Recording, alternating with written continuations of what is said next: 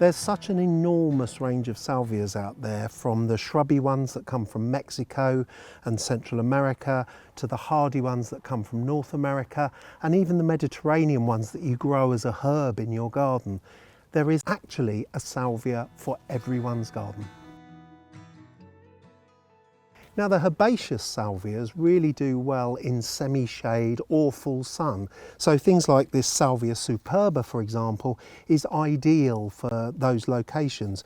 But if you've got positions that are hot and dry and sunny, then you really want to go for one of the shrubby Mexican salvias, or even one of these herbaceous ones, these new herbaceous salvias that die down during the winter and yet grow back during the following year.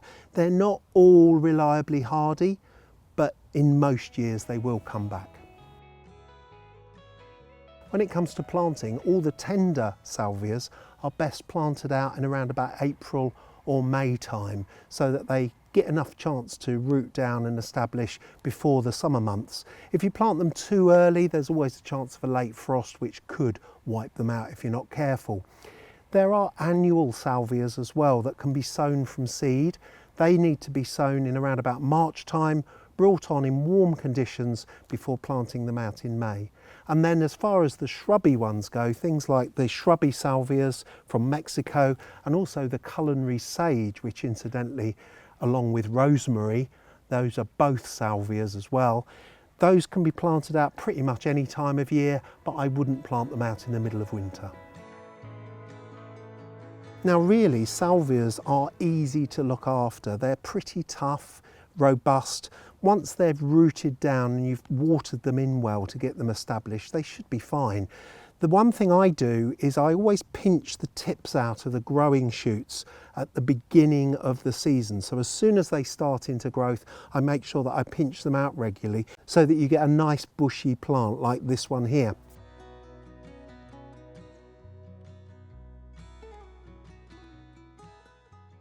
So as soon as I buy a salvia, if I buy a new one, I strip it for cuttings when it's in growth, because I think it's a really good way of ensuring that you have some backup plants. Here there's lots of propagation material. These side shoots here, which are coming from low down on the plant, these are really good pieces to make cuttings from. So I'm just going to pull those out. They come out really cleanly.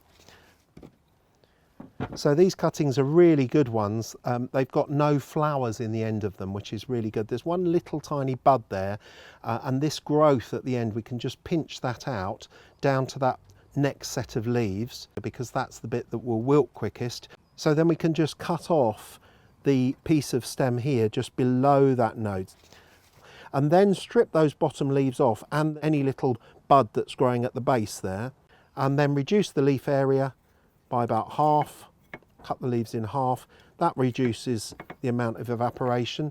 Also, if there is any tiny little buds growing in the tip, pinch those out as well. And then that one cutting can go into a pot of compost. I've mixed this 50-50 compost and sharp grit. Just poke that straight down the side of the pot. Put one in each corner of the pot. That's the best place to put cuttings, because that's where the water runs to and then drains away. Pop it in a sunny windowsill, somewhere where it doesn't get direct sun at midday. Keep it watered every day. That's the beauty of this gritty compost, and you'll have rooted cuttings in about 4 to 6 weeks. As far as cutting back and pruning goes, really, when these stems have become frosted in the winter, you could cut it back, but actually leaving them on through the winter months does give some added frost protection to the roots underneath. So I would wait until the spring to cut back, probably in about mid to late March, before cutting back the herbaceous types. As for the shrubby ones, leave those until around the end of March, and then prune them back by about half, so that you get bushy growth coming from low down. If you don't prune them, they'll just become very leggy, very woody, and quite ugly.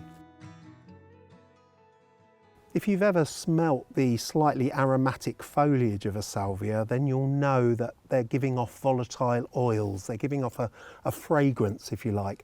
And those volatile oils will actually help protect the plants from loads of insect pests. So you get very, very little problem with any of these salvia plants.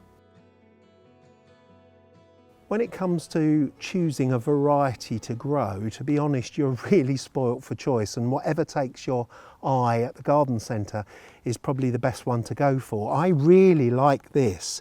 This is a herbaceous, slightly tender variety, which is called Rocking Blue Suede Shoes. Shrubby wise, I really like this Mirage Hot Pink. These are the Mexican shrubby salvias.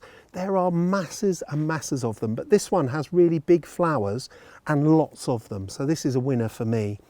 Also, when it comes to old-fashioned herbaceous varieties, you can't go far wrong with Salvia superba. This one has been around as long as I can remember, and it was probably the standard border salvia that you used to grow when I did my training a long time ago.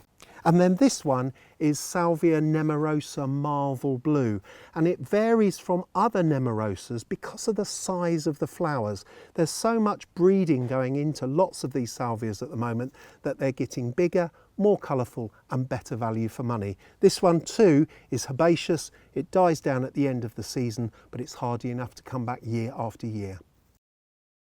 So whether you want to grow sage or rosemary, which are both shrubby salvias, or if you want to grow any of this wonderful range of different plants, pop along to a garden centre or do some research online and look at the Gardeners World website, and you'll find an enormous range of these glorious plants to add to your garden.